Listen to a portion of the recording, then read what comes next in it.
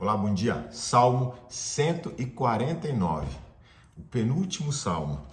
E agora a gente vai ver nesse texto, e aí eu te convido a ler os últimos 6 salmos para você perceber como o salmista, ele vem no 144, ele fala algum verso sobre louvar ao Senhor.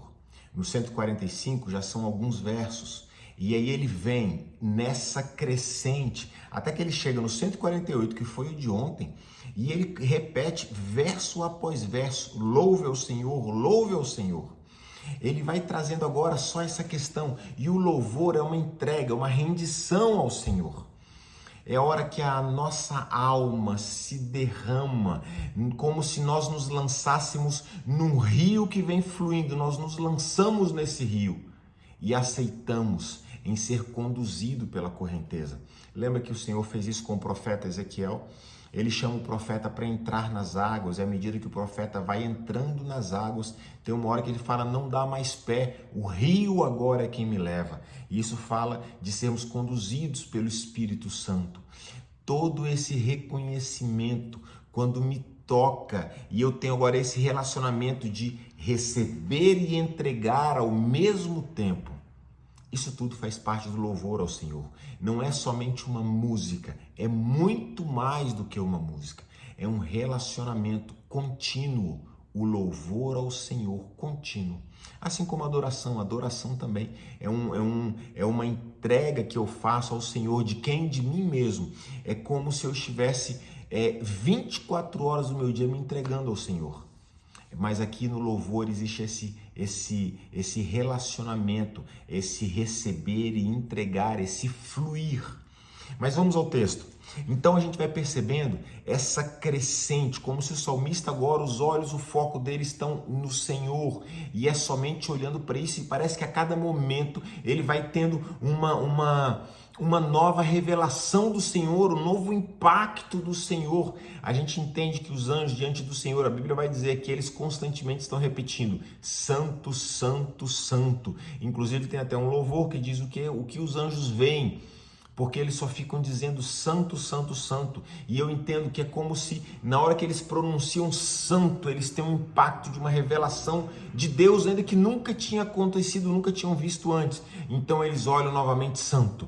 E aí um novo entendimento a respeito de Deus e santo. Deus que é infinito, que não tem fim, ele vai se revelar a nós em diversas maneiras, sem fim, por toda a eternidade. A eternidade é o tempo que nós precisamos para conhecer um Deus que é eterno, graças a Ele, por tudo isso.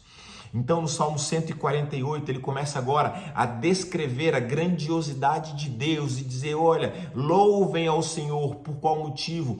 Por tudo aquilo que Ele fez. Ele fez a terra, Ele fez os céus, Ele nos fez obras das suas mãos. Ele vai louvar ao Senhor por aquilo que Deus fez, a criação do mundo e de todas as coisas. E agora no 149 ele vai louvar ao Senhor, mas agora ele louva na condição de fomos criados por Ele, Ele é o Criador, mas nós agora somos chamados de Israel, ou seja, quem é Israel? É aquele que já passou pelo entendimento. Israel foi, lembra dos 3 patriarcas, Abraão, Isaac e Jacó. Jacó é aquele que passa por transformação e agora ele se torna Israel. Israel é aquele que agora está firmado no Senhor. É por isso que o texto vai dizer, regozije-se Israel no seu Criador. Ou seja, eu sei que Ele é o meu Criador, estou consciente disso. Porque pelas transformações pelas quais eu passei na minha vida, Ele veio me transformando e eu entendo e reconheço que sempre foi Ele na minha vida agindo. Aí olha o que diz o texto, aleluia, cantai ao Senhor um novo cântico e o seu louvor na Assembleia dos Santos. Ou seja, nós nos reunimos como corpo de Cristo para agradecer por tudo aquilo que Ele fez. E o texto diz, regozije-se Israel no seu Criador, ou seja, quem é Israel? Somos nós que entendemos que Ele é o Criador, criou todas as coisas, criou as suas criaturas, das quais nós fazíamos parte, mas agora nós entendemos tudo aquilo que Ele fez e reconhecemos o seu sacrifício na cruz, entregamos a Ele as nossas vidas para receber dele a ressurreição. E agora, por causa disso, já não somos mais criaturas, mas somos chamados filhos de Deus. E é por isso que o texto vai dizer: regozije-se Israel. Passamos por um processo. E agora o nosso nome foi transformado, foi mudado. E o texto continua: exultem no seu rei, os filhos de Sião. Os filhos, perceba que em outros lugares a Bíblia fazia referência a Sião, lugar de livramento e de santidade. Lembra? Como se nós quiséssemos estar nesse lugar ou ser influenciado neste lugar. Mas perceba aqui como ele diz: filhos de Sião, ou seja, no momento em que eu crio esse relacionamento com Ele, que eu entendo aquilo que Ele fez por mim, entrego a Ele a minha vida e passo a viver nessa terra a vida dEle através de nós, Ele habitando em nós. Nesse momento a Bíblia vai dizer: somos filhos de Sião. Nós já não buscamos entrar neste lugar, nós agora nascemos neste lugar. Esse é o novo nascimento, o lugar de livramento e de santidade. Fui livre dos erros, do peso do pecado. E agora santidade, por quê? Porque eu me pareço com Ele, imagem e semelhança aqui dentro de mim, do meu Criador, do meu Senhor, do meu Salvador. O texto continua e fala o seguinte: louvem-lhe o nome com a flauta, cantem-lhe salmos com a dufa e a harpa, porque o Senhor se agrada do seu povo. O Senhor se agrada de você. O Senhor se agrada de você. Essa é a verdade de Deus para a sua vida. O Senhor se agrada de você. E talvez alguém pense assim: puxa, mas eu estou vivendo uma vida de pecado. Pois bem, o Senhor não gosta do seu pecado, das suas práticas pecaminosas, mas Ele ama você, quem Ele fez. Ele fez você desde o ventre materno. O Senhor se agrada, Ele se agrada de você. O Senhor se agrada do seu povo, Ele se agrada do ser humano que Ele criou desde o ventre, a quem Ele soprou. Agora as nossas decisões nos afastam do Senhor, nos levam para longe dEle. Você se lembra do endemoniado gadareno? Cristo chega diante daquele homem e Ele faz uma pergunta: qual o teu nome? Por que Ele pergunta isso? Porque Ele quer deixar claro para todas aquelas pessoas que estão olhando aquela cena, aquele momento, que aquele homem, tudo aquilo que ele fez, não foi de livre e espontânea vontade dele, mas ele estava possuído por demônios. O que ele está fazendo? Responsabilizando a quem de direito. É como se ele separasse o que é a pessoa, quem é a pessoa daquilo que a pessoa fez. Deus faz essa separação, Cristo faz essa separação de quem nós somos para o erro que nós cometemos. E ele agora olha para nós e ele fala que ele ama a cada um de nós. Ele nos amou e porque nos amou deu a vida por nós na cruz do Calvário. O Senhor se agrada de quem nós somos, embora não se agrade daquilo que nós fazemos quando somos dominados pelo pecado. E agora cabe a nós escolhermos se vamos permitir o pecado nos dominar ou se vamos rejeitar o pecado, diante do nosso domínio próprio. Somos nós que nos dominamos, e agora que nós nos dominamos, eu posso me entregar 100% a Ele. Eu busco ter o controle de mim mesmo, domínio próprio. Para quê? Eu vou fazer o que com o meu domínio próprio? Me render a Ele. Mas agora, como alguém que é livre e plenamente consciente do meu estado, eu me entrego a Ele. Então o texto está dizendo: porque o Senhor se agrada do seu povo, aqueles que fazem uma escolha, e da salvação adorna os humildes. E a salvação adorna os humildes. Olha que coisa interessante. Quem é o seu povo? O seu povo é aquele que escolhe livre e espontaneamente se entregar ao Senhor. Esse é o seu povo. O Senhor se agrada do seu povo. Aquele que fala: Senhor, eu olho para todos os prazeres desse mundo, mas eu rejeito todos os prazeres desse mundo, porque eu quero viver para o Senhor. Foi essa escolha de Abraão, foi essa escolha de Isaac, de Jacó, foi essa escolha de José. A Bíblia conta que José, uma mulher casada, quis se entregar para ele. Ele falou: não quero, não quero. Moisés, a Bíblia diz que Moisés tinha todas as riquezas do Egito, ele rejeitou, preferindo estar entre o povo de Deus e sofrer a opressão do povo de Deus. Mas por que? Escolha que ele fez. Qual foi a escolha? Pelo Senhor. E assim, Daniel fez a mesma escolha, Sadraque, Mesaque e Abednego fizeram a mesma escolha. Os profetas do Velho Testamento fizeram a mesma escolha, não viveram mais para eles mesmos, mas para o Senhor. Então, ou seja, Quando nós fazemos isso, eu abro mão da minha própria vida para viver para o Senhor. Então, nesse ponto, eu me torno povo do Senhor. Eu estou dizendo, ei, eu sou teu. Por que povo? Porque Ele é o meu rei. Ele é o meu rei. Eu quero viver o reino dos céus nessa terra. E Ele é o meu rei. Por isso eu vou viver o reino da terra, o reino dos céus nessa terra. Por causa disso, eu sou o povo dele. E agora, a salvação adorna os humildes. O que é humildade? Humildade é quando eu reconheço a minha própria condição, a minha própria posição. Aproveito um gancho para falar aí o que é honra. Honra é quando eu reconheço a condição e a posição das outras pessoas ao meu redor. Então, estamos falando aqui da posição. Qual pessoa é mais importante? A pessoa são todas iguais. Agora, muitas vezes, estamos em posições diferentes. Numa grande empresa, por exemplo, tem aquele que é o presidente da grande empresa. Esse às vezes não pode nem ser substituído. Agora, e os outros funcionários abaixo?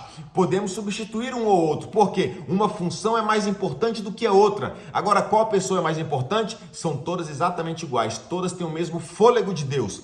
A grande questão é a humildade, é o reconhecimento da minha própria condição, da minha posição. Honra é o reconhecimento da posição de outra pessoa. Por isso que a Bíblia vai dizer, honra o teu pai e a tua mãe. É quando eu reconheço a posição em que eles ocupam. E eu vou honrar a posição deles. Agora eu quero só aproveitar esse pequeno gancho para falar que quando a humildade, a nossa humildade, encontra a honra em Cristo, nesse ponto, quando a humildade encontra a honra, nós temos a receita do milagre. Os milagres, podem perceber, sempre que você ler na palavra, sempre alguém reconhecendo a própria condição, mas reconhecendo também a condição de Cristo. Quando isso se une, o milagre acontece. Mas aqui no texto está dizendo, a salvação adorna os humildes. Ou seja, quem é humilde? Por que a salvação adorna os humildes? Porque o humilde é aquele que reconhece a própria condição. Qual era a condição? A condição era de pecador. Mas agora que eu entendo que eu sou pecador, eu entendo que o que eu preciso é de um Salvador, e na cruz eu encontro o meu Salvador. Cristo é o meu Salvador, que na cruz pagou todo o escrito de dívida que era contrário a nós e que nos impedia de alcançarmos a salvação. Ele está dizendo, eu pago, e agora eu entrego a vocês a salvação. Por isso que a salvação, ela adorna os humildes, não aquele que é o simplesinho, não é isso, mas aquele que reconhece a própria condição de pecador e que agora precisa de um Salvador. Então é por isso que a humildade é o reconhecimento. Lembra do ladrão na cruz? 2 ladrões, um de cada lado. Um deles começa a falar, olha, se você é o Senhor, então desce da cruz e nos tira também. Mas o outro reconhece e chega para o primeiro ladrão e fala o seguinte, olha, nós merecemos estar aqui, mas ele não, nenhum mal ele fez. E ele volta para Cristo, e quando ele vai falar com Jesus, ele fala, Senhor. Ele se refere como Senhor. O que ele está fazendo? Ele reconheceu a condição dele, de que ele merecia estar ali, mas ele reconheceu também a condição de quem era Cristo, e ele falou, eu sei quem é você, quando entrares no teu reino, lembra-te de mim. A humildade dele e o reconhecimento de quem era Cristo fez com que Jesus desse aquela famosa resposta, ainda hoje estarás comigo. Então, ou seja, a humildade, a salvação adorna os humildes. Ou seja, quem são os humildes? Aqueles que reconhecem a própria condição, a própria limitação, que reconhecem que o pecado nos dominava, mas que agora Cristo veio para nos libertar, e se Cristo nos libertar, verdadeiramente seremos livres. Nada mais nos impede, nada mais nos limita, nada mais nos domina. Por isso a salvação adorna os humildes. Exultem de glória os santos, no seu leito cantem de júbilo. Nós devemos sempre deitar cantando de alegria. Perceba que quando chegamos nesse ponto do livro de Salmos, todos os problemas ficaram para trás. E se algum problema ainda existe nessa fase das nossas vidas, são muito menores. Você pode ver que a gente está lendo um salmo depois dos outros nesses últimos salmos. E você não vê mais problemas aqui. Não que eles não existam, mas aqui dentro, eles não existem mais. Aqui dentro encontramos a paz e o relacionamento onde nada mais nos abala. O texto continua e fala o seguinte: nos seus lábios estejam os altos louvores a Deus, e nas suas mãos e nas suas mãos a espada de dois gumes. É interessante que a Bíblia vai dizer que a espada de dois gumes é a palavra que sai da boca de Cristo. Que palavra é a Bíblia? A Bíblia é a espada de dois gumes, mas aqui está dizendo que ela estará nas nossas mãos, ou seja, nas nossas obras. Aquilo que Jesus falou, a palavra de Cristo, agora ela é vista onde? Nas nossas obras. Qualquer pessoa que olhar para as nossas vidas, que olhar para a nossa casa, para a nossa família, que olhar para o casamento que nós temos, que olhar para o relacionamento de paternidade e de maternidade que nós temos com os nossos filhos, as pessoas vão ver a palavra de Cristo em todas as áreas da nossa vida, porque fazemos o que fazemos por causa de Cristo, por causa da palavra dele, porque ele me livrou do pecado, me trouxe liberdade, e em liberdade eu me entrego a ele, e agora a vida que eu passo a viver nessa terra, já não vivo mais para mim mesmo, mas eu vivo para ele, para que tudo na minha vida seja um louvor ao Senhor, uma entrega ao Senhor, um relacionamento com ele durante essa vida. E enquanto eu estou vivendo aqui, eu anseio pela eternidade, porque esse tempo é muito pouco e limitado para tudo aquilo que eu quero me relacionar ainda mais com ele. Então o texto está dizendo isso, ou seja, a espada de dois gumes nas nossas mãos, nas nossas obras, obras marcadas pela palavra de Deus, em tudo aquilo que nós fizermos. E o texto continua e fala assim: para exercer vingança entre as nações e castigo entre os povos. Essa palavra final, vingança e castigo, é justamente porque a prática da palavra e a palavra nos chama a uma tomada de decisão, a um posicionamento. Então, automaticamente, aquilo que não se posiciona já está condenado. Cristo fala isso. Eu não vim condenar o mundo, mas aquele que me rejeita já estará condenado. Então, quando nós acendemos a luz num ambiente, automaticamente aquilo que é trevas já aparece, já sai de perto. Então, quando chamamos a luz, a ausência dela já traz as trevas. Quando trazemos a palavra e a salvação, então também aquele que rejeita já está condenado, debaixo de castigo, e aquilo que a palavra vai chamar como vingança. Mas que possamos ter um excelente dia, um dia de bênção, de alegria, de vitória, um dia onde você vai entender e vai viver, sabendo e tendo a certeza que dentro de você existe aquilo que move o mundo. Por isso que a palavra vai dizer: a fé vence o mundo, a fé vence o mundo. E onde está a fé? Está aqui dentro, no seu coração, nos seus lábios, no seu coração. Está crescendo em você como uma árvore. Uma semente foi plantada e ela vai crescer e vai dar frutos. Essa é a sua fé. Confie na fé que você tem. Ela é mais do que suficiente para você viver os melhores dias sobre a face da terra. Que Deus te abençoe hoje e sempre, você, a sua casa, a sua família, e que as suas obras preguem o evangelho. Que você possa pregar o evangelho sem abrir a boca. Basta as pessoas olharem para a sua vida, para a sua casa, para a sua família, para tudo aquilo que você tem feito e tem vivido, e que os frutos falem por si só. Deus abençoe. Tenha um excelente dia.